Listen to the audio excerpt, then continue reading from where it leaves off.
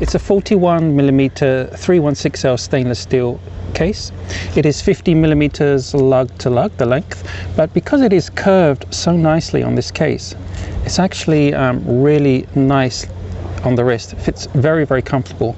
So don't let the length size put you off, because that is a bit longer than normal. It's just the design of this watch. And but it's really not been an issue at all. Sorry, I'm having to keep the watch at a slight angle because clearly there's no anti-reflective coating on the domed sapphire crystal, but in normal wearing conditions I haven't noticed a problem at all. It's a very, very legible dial, absolutely beautiful dial, very clean and nice looking. It's just that my camera is reflected in the daylight. You've got its beautifully faceted steel hands that really catch the light lovely. It's a sandwich dial, so there is two layers. You've got this navy blue dial and it's layered to give you kind of a faux patina on the hour indicator markers, and really, really nice design.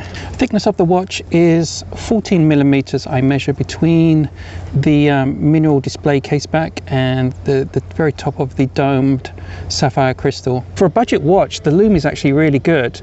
I seem to find that the Loom lasts pretty much all night and way into the early hours.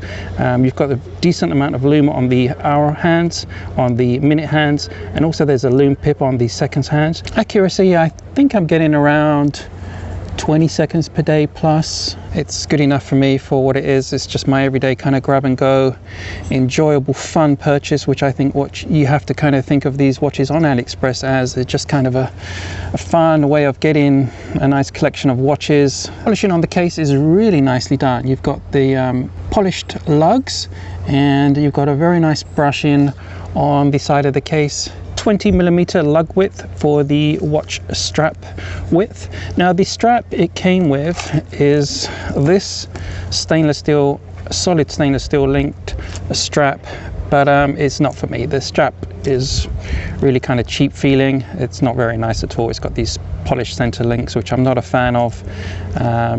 Fairly decent brushing on the outer links and decent clasp, but not for me. It really doesn't do the watch justice. So yeah, solid end links as well. I'd rather just put the watch on this lovely navy blue Nato strap, which goes perfectly with the navy blue ceramic bezel and navy blue dial. The case back is an open display mineral glass case back, so inside you get a good look at the Chinese movement. I opted for the Chinese movement.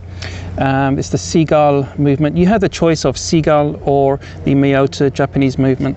It's the first time I've gone with the SeaGull. Normally I go with the Miyota movements from AliExpress. This one it kind of reminds me of the Seiko NH35. It just is very silent in its operation. You don't get that annoying 1,000 spins per minute kind of thing when you shake the watch. Maybe the long-term longevity of this type of movement isn't as good as Miyota, but I mean, if you have any experience on that, please tell me, because at this point I'm much preferring this Chinese SeaGull movement. With the Chinese version, the SeaGull, you get hacking and you get amazing, really like butter smooth hand winding. When I wind this now, it feels so good.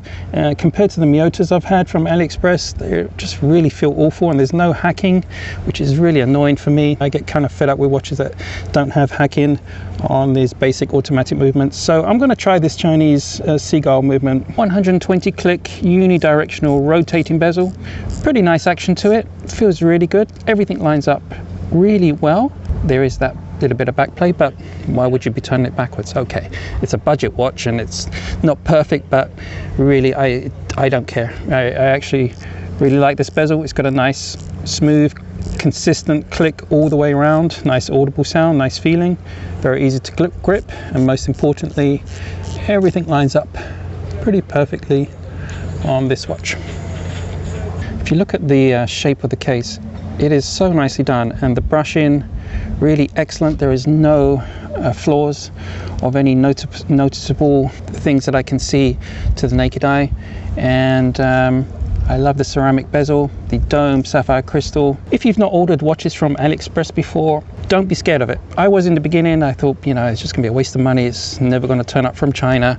Chinese watch companies, it's probably gonna turn up broken, and just it's so cheap, how can it be any good? But I have been so pleasantly surprised with my purchases from AliExpress, and I'll put links down in the description below to the official Corgeut store on AliExpress, where you can check this watch out if you maybe like to look at the different options of the bezel colors and the dial colors, and even the movements, whether you want to go with the Miyota movement or this SeaGull Chinese movement. I highly recommend it.